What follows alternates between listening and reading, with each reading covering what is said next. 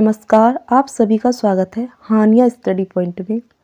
आप सभी का तहे दिल से धन्यवाद है हमसे जुड़े रहने के लिए।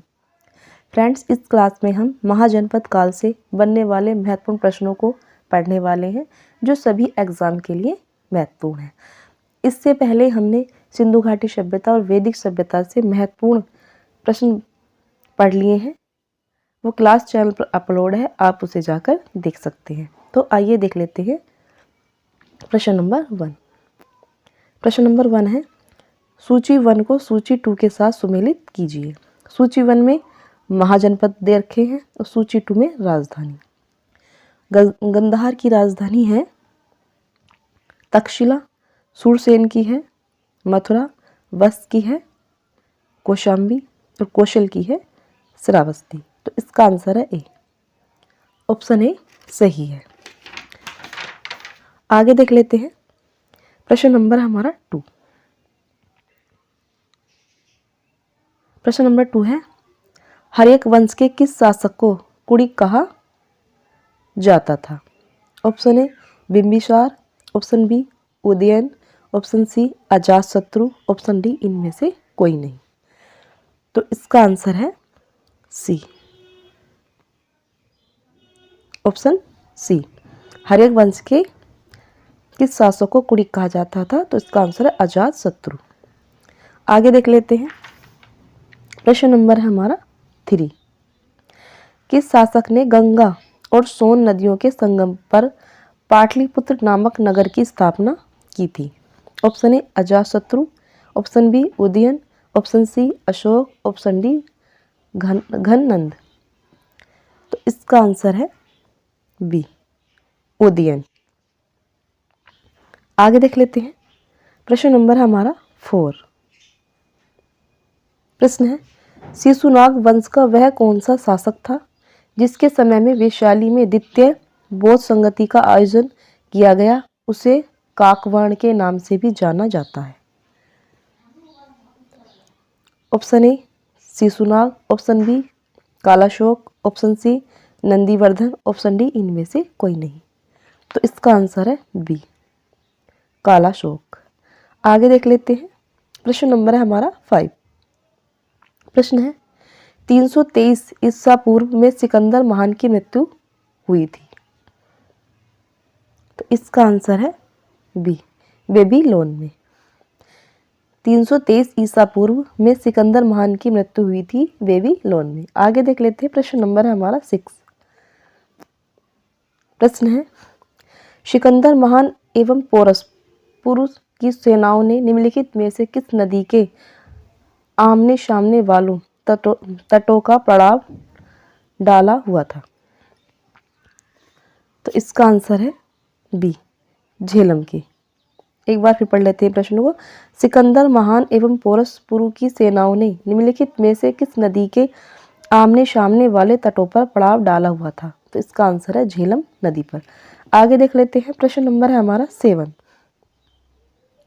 प्रश्न है, किस प्रकार का मृत भांड पोटरी भारत में द्वितीय नगरीकरण शहरीकरण के प्रारंभ का प्रतीक माना गया है? तो इसका आंसर है सी उत्तरी काले पालिशकृत बर्तन। आगे देख लेते हैं प्रश्न नंबर है हमारा 8। प्रश्न है, पाली ग्रंथों में गांव के मुखिया को क्या कहा गया है? तो इसका आंसर है बी भोजक या ग्राम भोजक। आगे देख लेते हैं प्रश्न नंबर है हमारा 9। प्रश्न है, उज्जैन का प्राचीन नाम क्या था? तो इसका आंसर है ए, ऑप्शन ए अवंतिका। उज्जैन का पुराना नाम था अवंतिका। आगे देख लेते हैं प्रश्न नंबर है हमारा 10। प्रश्न है, नंद वंश का संस्थापक कौन था? तो इसका आंसर है ए महापद्म नंद। आगे देख लेते हैं प्रश्न नंबर है हमारा 11। ग्रीक यूनानी लेखकों द्वारा किसके अग्रमीज सेंड्रमीज कहा गया है? ग्रीक यूनानी लेखकों द्वारा किसे अग्रमीज सेंड्रमीज कहा गया है? तो इसका आंसर है डी कुषाणों द्वारा। सॉरी, इसका आंसर है घननंद के द्वारा। 11 का आंसर है डी। आगे देख लेते हैं प्रश्न नंबर हमारा 12। प्रश्न है, प्राचीन भारत में पहला विदेशी आक्रमण किनके द्वारा किया गया? प्राचीन भारत में पहला विदेशी आक्रमण किनके द्वारा किया गया? तो इसका आंसर है ए, ईरानियों द्वारा। आगे देख लेते हैं प्रश्न नंबर है हमारा 13। प्रश्न है, प्राचीन भारत में दूसरा विदेशी आक्रमण एवं पहले यूरोपीय आक्रमण किनके द्वारा किया गया? तो इसका आंसर है बी, यूनानियों द्वारा।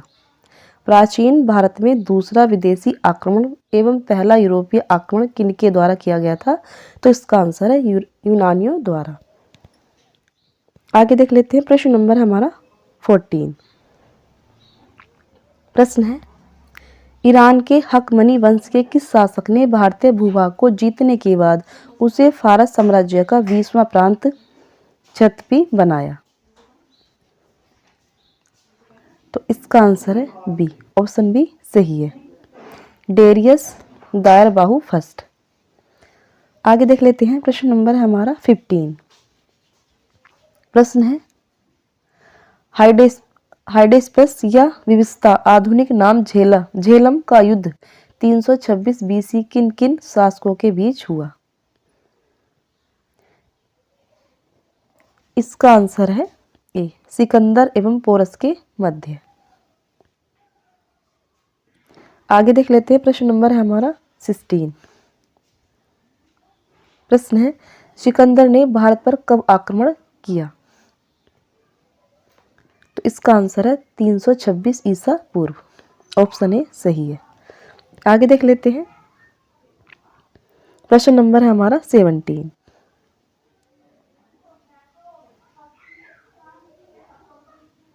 प्रश्न है, सूची 1 को सूची 2 के साथ सुमेलित कीजिए। सूची 1 में शासक है, सूची 2 में वंश।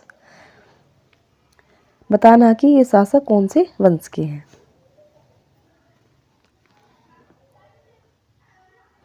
बिम्बिसार है हर्यक वंश, कालाशोक शिशुनाग वंश, महापद्मनंद है नंद वंश के, बिंदुसार है मौर्य वंश के। तो इसका आंसर है बी, ऑप्शन बी। इसका आंसर है ऑप्शन बी।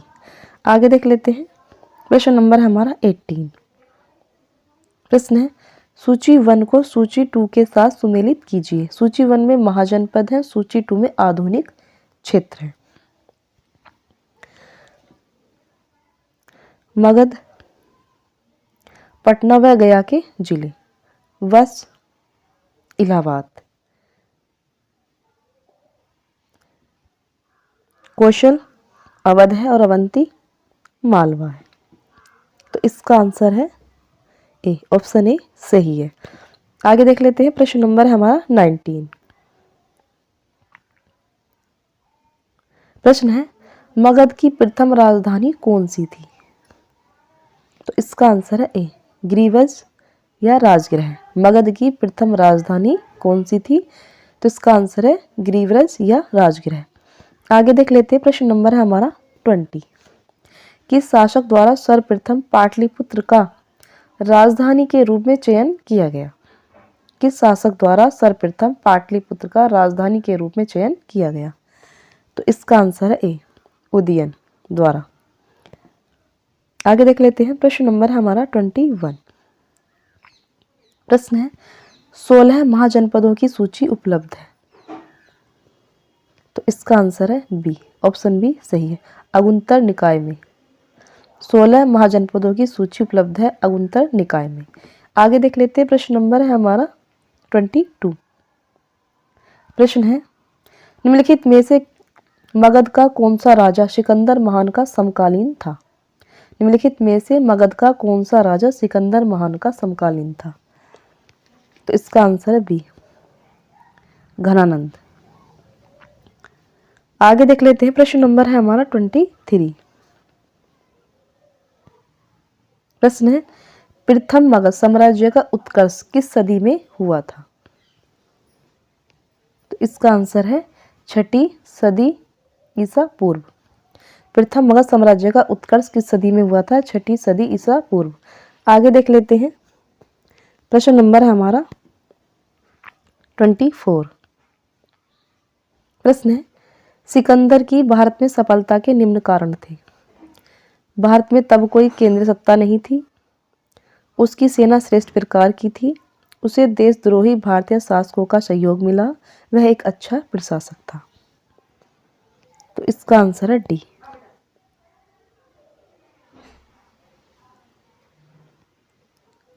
इसका आंसर है डी। आगे देख लेते हैं, प्रश्न नंबर है हमारा 25। प्रश्न है, सूची 1 को सूची 2 के साथ सुमेलित कीजिए तथा सूचियों के नीचे दिए गए कूट के सही उत्तर चुनिए। सूची 1 में राजा दे रखे हैं, सूची 2 में राज्य।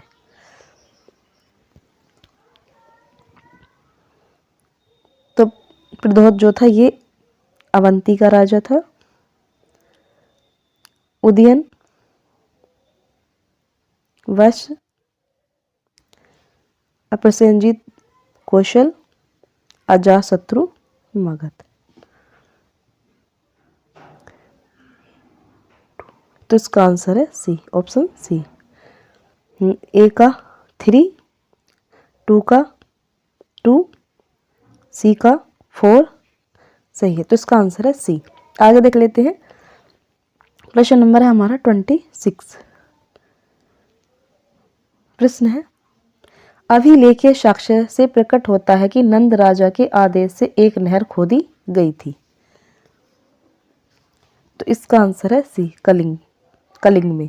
अभिलेखीय साक्ष्य से प्रकट होता है कि नंद राजा के आदेश से एक नहर खोदी गई थी। तो इसका आंसर है कलिंग में। आगे देख लेते हैं, प्रश्न नंबर है हमारा 27। प्रश्न है, पहला ईरानी शासक जिसने भारत के कुछ भाग को अपने अधीन किया था। तो इसका आंसर है ए, ऑप्शन सी, डेरियस। आगे देख लेते हैं, प्रश्न नंबर है हमारा 28। मगध के राजा अजातशत्रु का सदैव किस गणराज्य के साथ युद्ध रहा? तो इसका आंसर है ए, वज्जी संघ वैशाली। आगे देख लेते हैं, प्रश्न नंबर है हमारा 29। प्रश्न है, वज्जी संघ के विरुद्ध मगध राज्य के किस शासक ने प्रथम बार रथमूसल, एक ऐसा रथ जिसमें गधा जैसा हथियार जुड़ा था, तथा महाशिलाकंटक, पत्थर फेंकने वाला एक युद्ध यंत्र नामक गुप्त हथियारों का प्रयोग किया था? तो इसका आंसर है ए, अजातशत्रु ने। आगे देख लेते हैं, प्रश्न नंबर है हमारा 30। प्रश्न है, नंद वंश का अंतिम सम्राट कौन था? तो इसका आंसर है बी, घननंद। आगे देख लेते हैं, प्रश्न नंबर है हमारा 31। भारत में सिक्कों मुद्राओं का प्रचलन कब हुआ? तो इसका आंसर है 600 ईसा पूर्व में, ऑप्शन सी सही है। आगे देख लेते हैं, प्रश्न नंबर है हमारा 32। प्रश्न है, निम्न राजाओं पर विचार कीजिए, इनमें से कौन कौन बुद्ध के समकालीन थे? तो इसका आंसर है सी, अजातशत्रु और प्रसेनजीत, ये बुद्ध के समकालीन थे। तो इसका आंसर है सी। आगे देख लेते हैं, प्रश्न नंबर है हमारा 33। प्रश्न है, 6ठी सदी ईसा पूर्व के दौरान बड़े राज्यों के उदय का मुख्य कारण क्या था? तो इसका आंसर है उत्तर प्रदेश और बिहार में व्यापक पैमाने पर लोहे का उपयोग। तो इसका आंसर है ए, ऑप्शन ए सही है। आगे देख लेते हैं, प्रश्न नंबर है हमारा 34। मगध सम्राट बिंबिसार ने अपने राजवेद जीवक को किस राज्य के राजा की चिकित्सा के लिए भेजा था? मगध सम्राट बिंबिसार ने अपने राज में जीवक को किस राज्य के राजा की चिकित्सा के लिए भेजा था? तो इसका आंसर है सी, अवंती। आगे देख लेते हैं, प्रश्न नंबर है हमारा 35। किस शासक ने अवंती को जीतकर मगध का हिस्सा बना दिया? तो इसका आंसर है, किस शासक ने अवंती को जीतकर मगध का हिस्सा बना दिया? तो इसका आंसर है सी, शिशुनाग।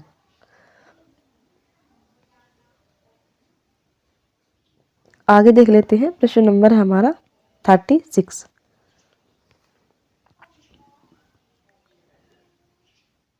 प्रश्न है, किस मगध सम्राट ने अंग का विलय अपने राज्य में कर दिया? तो इसका आंसर है बिंबिसार। आगे देख लेते हैं, प्रश्न नंबर है हमारा 37।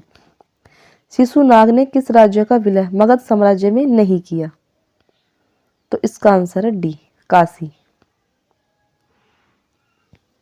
आगे देख लेते हैं, प्रश्न नंबर है हमारा 38। प्रश्न है, काशी और लिच्छवी का विलय मगध साम्राज्य में किसने किया? तो इसका आंसर है अजातशत्रु, ऑप्शन बी सही है। आगे देख लेते हैं, प्रश्न नंबर है हमारा 39। मगध साम्राज्य के बारे में कौन सही नहीं है?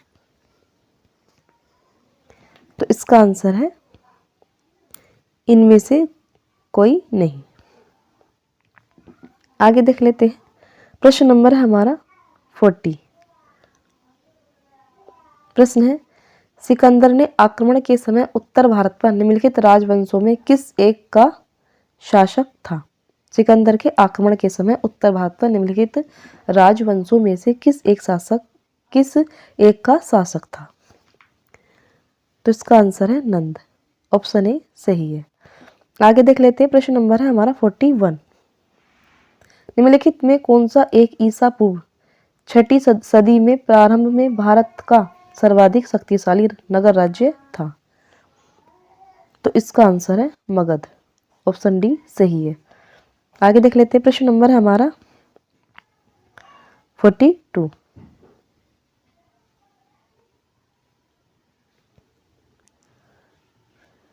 प्रश्न है, निम्नलिखित में से कौन कौन से भारत पर ईरानी आक्रमण के प्रभाव के रूप में माना जाता है?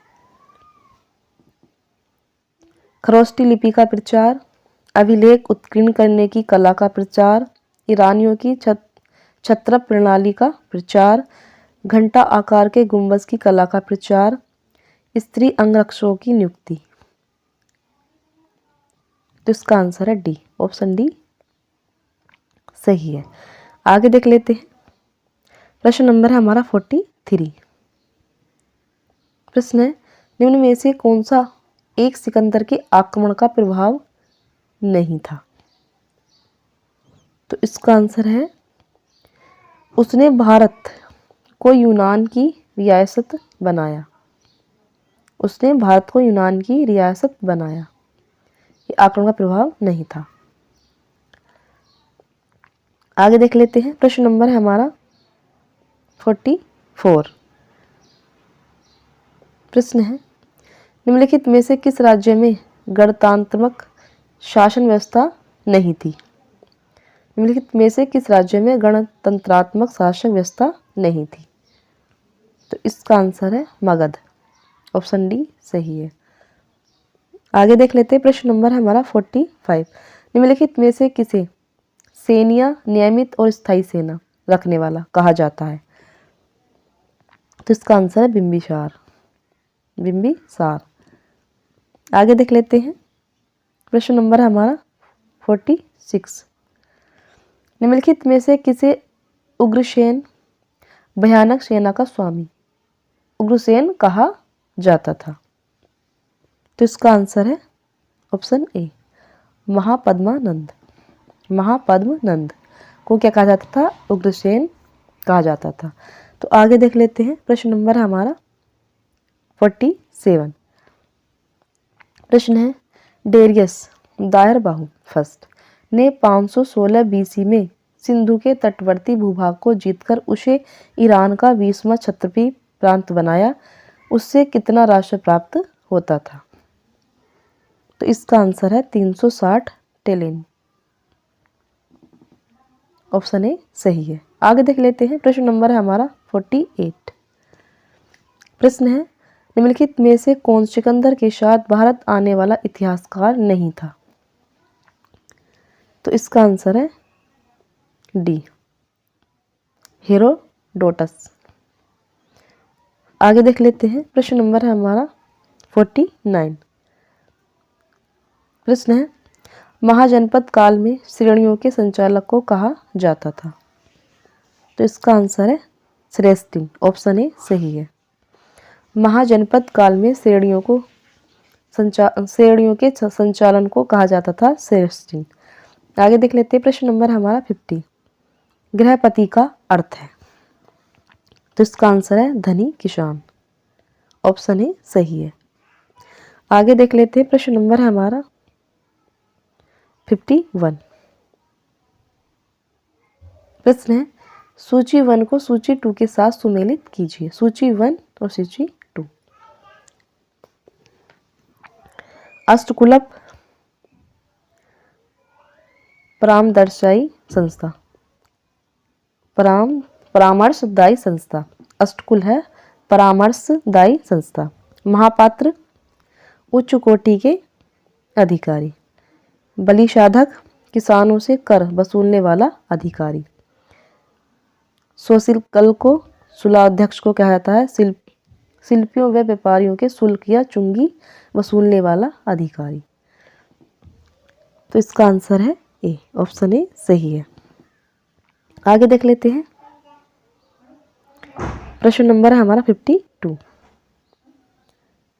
प्रश्न है, मगध के किस प्रारंभिक शासक ने राज्यारोहण के लिए अपने पिता की हत्या की एवं इसी कारणवश अपने पुत्र द्वारा मारा गया? तो इसका आंसर है अजातशत्रु। ऑप्शन बी सही है। आगे देख लेते हैं। प्रश्न नंबर है हमारा 53। विश्व का पहला गणतंत्र वैशाली में किसके द्वारा स्थापित किया गया? विश्व का पहला गणतंत्र वैशाली में किसके द्वारा स्थापित किया गया? तो इसका आंसर है लिच्छवी। ऑप्शन डी सही है। आगे देख लेते हैं। प्रश्न नंबर है हमारा 54। प्रश्न है, सूची 1 को सूची 2 के साथ सुमेलित कीजिए और नीचे दिए गए कूट से सही उत्तर चुनिए। सूची 1 में महाजनपद है, सूची 2 में राजधानी।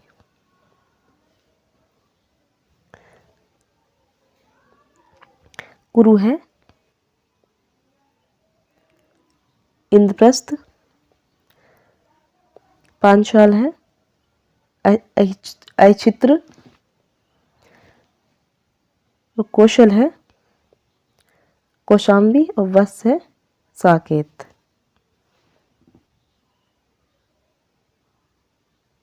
एक मिनट। कुरु है, इंद्रप्रस्थ है, तो इसका आंसर है बी। पांचाल है, ऐच्छित्र, कौशल है, साकेत, वत्स, कौशाम्बी। तो इसका आंसर है बी। ऑप्शन बी सही है।